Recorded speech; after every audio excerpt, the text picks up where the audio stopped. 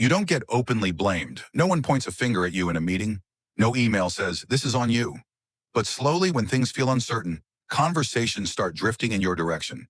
When outcomes aren't clear, your name appears, not as the decision maker, but as the person expected to explain what's happening.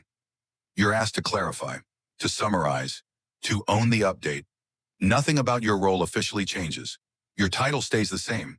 In fact, your responsibilities often expand. And yet, when pressure builds, attention quietly settles around you. Not aggressively, not unfairly, at least not on the surface. And this is where most people misunderstand what's really happening. At first, it doesn't feel like blame. It feels like responsibility. You're still trusted, still included, still seen as capable. But when something goes wrong, you're the one being asked to explain why. When things are unclear, you're the one expected to bring order to the confusion. You're close enough to the problem to absorb the tension, but not close enough to the decision to change its direction. And because no one criticizes you, it's easy to assume this is a sign of confidence, a sign of growth, a sign that you're being relied on. That assumption is where many people get stuck, because scapegoating rarely begins with judgment. It begins with positioning. What makes this especially confusing is that positioning doesn't feel intentional. No one sits down and decides, this person will absorb the risk. It emerges from small, reasonable choices that compound over time. Who has the context? Who is available? Who won't escalate? And slowly, without a meeting or a memo, the system answers those questions. If you've ever sensed that something shifted before anyone acknowledged it, that instinct is worth paying attention to. You can pause here and ask yourself, when pressure shows up, who does it naturally flow toward? Most people, when they start feeling this pressure, jump to a familiar conclusion. They assume something is wrong with them, that they lack political skill, that they missed a signal, that they're not protected, or worse, that they've quietly failed without realizing it. So they compensate, they work harder, they accept more responsibility, they stay agreeable, they remain silent, not because they're weak, but because they believe the solution is to prove their value. But scapegoating doesn't emerge because someone performs poorly. It emerges because the system needs somewhere for uncertainty to land. Uncertainty is uncomfortable, especially in environments built on confidence and control. When leadership doesn't have clarity, it still needs stability. And stability often comes from appearance rather than resolution. Scapegoating provides that appearance. As long as someone is visibly owning the situation, the system can signal that things are being handled, even if nothing is actually settled. This is why scapegoats are often praised at the same time they're overloaded. If this dynamic sounds familiar, you're not alone. Many people only recognize it in hindsight. Here's the question most people never ask. Not who gets blamed, but why blame needs a place to land at all. In any organization, uncertainty is dangerous. Unclear outcomes create pressure, pressure creates exposure, and exposure threatens authority. So systems look for ways to stabilize themselves without triggering open conflict. They don't do this by attacking someone. They do it by quietly relocating risk. That's where the scapegoat comes in, not as a villain, not as a failure, but as a function. Scapegoats are rarely the weakest people in the room.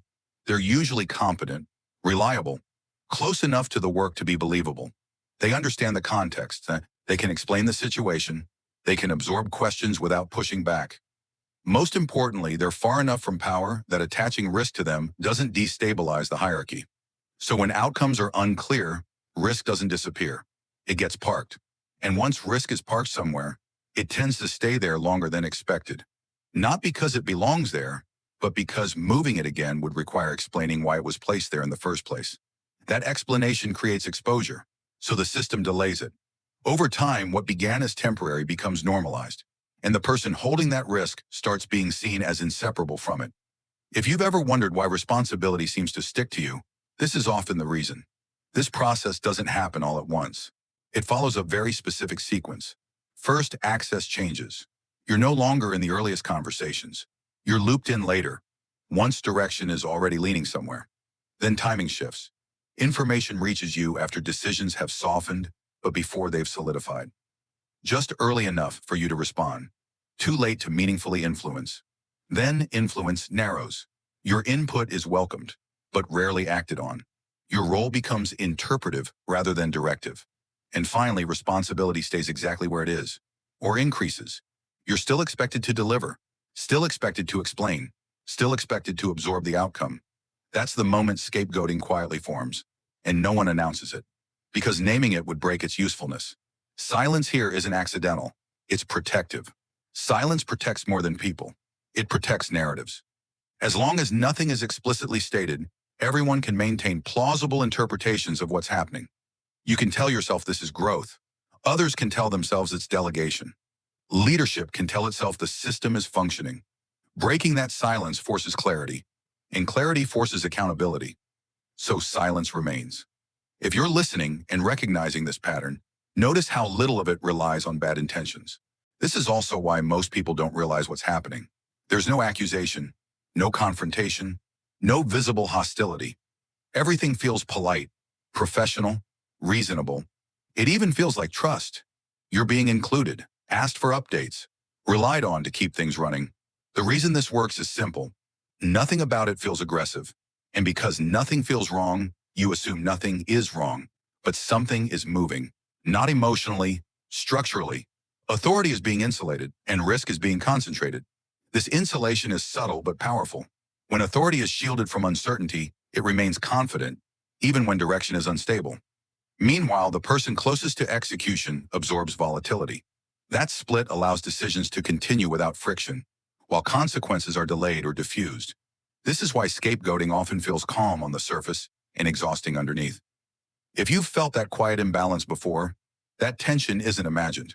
If you're in this position, the signals are subtle but consistent. You explain more than you decide. You're asked questions that should be directed at decision makers.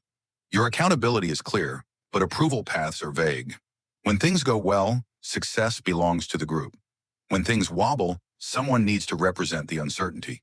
And that someone is often you. Structural signals don't ask you to react immediately. They ask you to observe. The mistake many people make is treating these signs as personal challenges to overcome. But structure doesn't respond to effort. It responds to alignment. When you stop interpreting these signals as feedback about your worth, you start seeing them as information about positioning. If you've noticed even one of these signals in your own work, it may be worth reflecting on when it first appeared. At this point, most people ask the wrong question. They ask, how do I fix this? But fixing scapegoating misunderstands its purpose. This isn't about correcting behavior. It's about where pressure is being placed. And the way out isn't confrontation. It's repositioning, not externally, but functionally. Repositioning isn't visible in the way action is. It doesn't announce itself. It doesn't create immediate relief. What it does is change how pressure interacts with you over time. Instead of flowing into you automatically, pressure hesitates. That hesitation is important. It's often the first sign that the role you were unconsciously filling is no longer available in the same way. If you've ever felt that subtle shift, you know how quiet and powerful it is. The first shift is subtle. Scapegoating requires someone willing to absorb ambiguity on behalf of the system. Someone who explains what hasn't been decided, who translates confusion into coherence, who makes uncertainty feel manageable. Exit begins when you stop being the most convenient place for ambiguity to sit.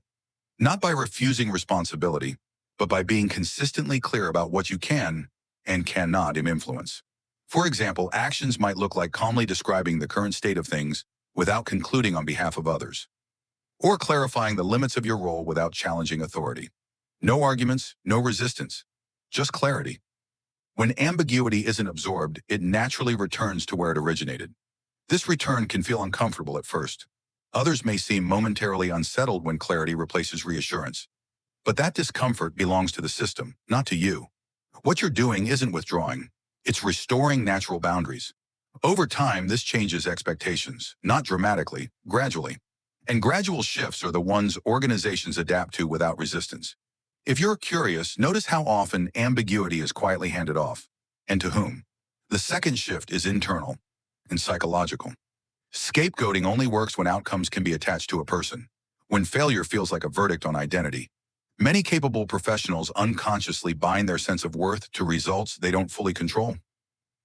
That bond is what keeps them stuck. Exit happens when identity detaches from outcome.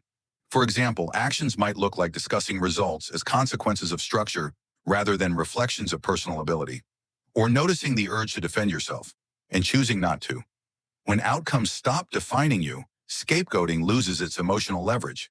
This detachment doesn't make you indifferent. It makes you stable. Stability is often mistaken for disengagement, but in reality, it's what allows people to see clearly. When you're no longer internally negotiating your worth, external pressure loses much of its force. That's when choices become easier, not urgent, not reactive, just clearer. If this resonates, it may be because you felt how draining the opposite can be. The third shift involves centrality. Scapegoats often sit at the center of everything. They receive pressure from above, concerns from below, questions from the side. They act as a buffer. Exit doesn't require disappearing. It requires no longer serving as the system's shock absorber. For example, actions might look like not translating stress downward or not softening tension upward. You remain present, but you're no longer the place where pressure gets neutralized.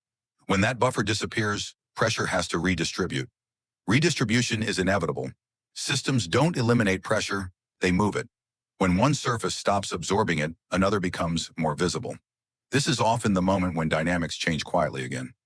New conversations start, different names surface, questions shift direction, nothing dramatic happens, but the system adjusts.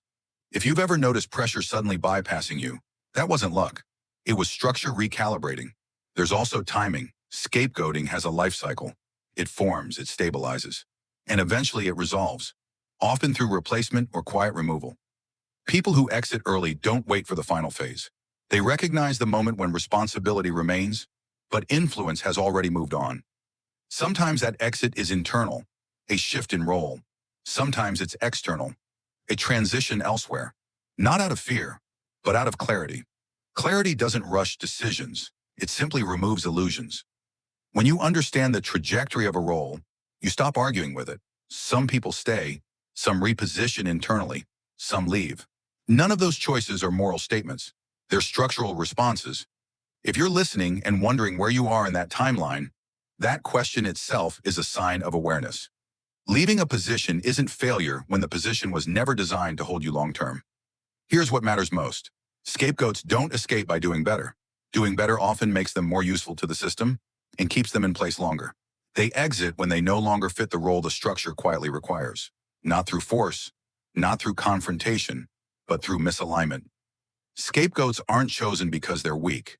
They're chosen because they're close, competent, and willing to hold things together. Most never realize what's happening because no one ever says it out loud. You don't exit scapegoating by fighting it. You exit when you stop standing in the place where it needs you to stand. The real question isn't who put you there. It's where you are in the cycle right now. Because once you can see the cycle, you don't need to panic. You just need to know when not to stay too long. Before you go, if any part of this felt uncomfortably familiar, you're probably not imagining it. You don't need to explain your situation here.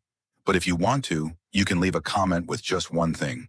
The moment you first notice something, quietly shift at work. No details, no names, just the moment. Sometimes seeing how common these patterns are is enough to restore perspective.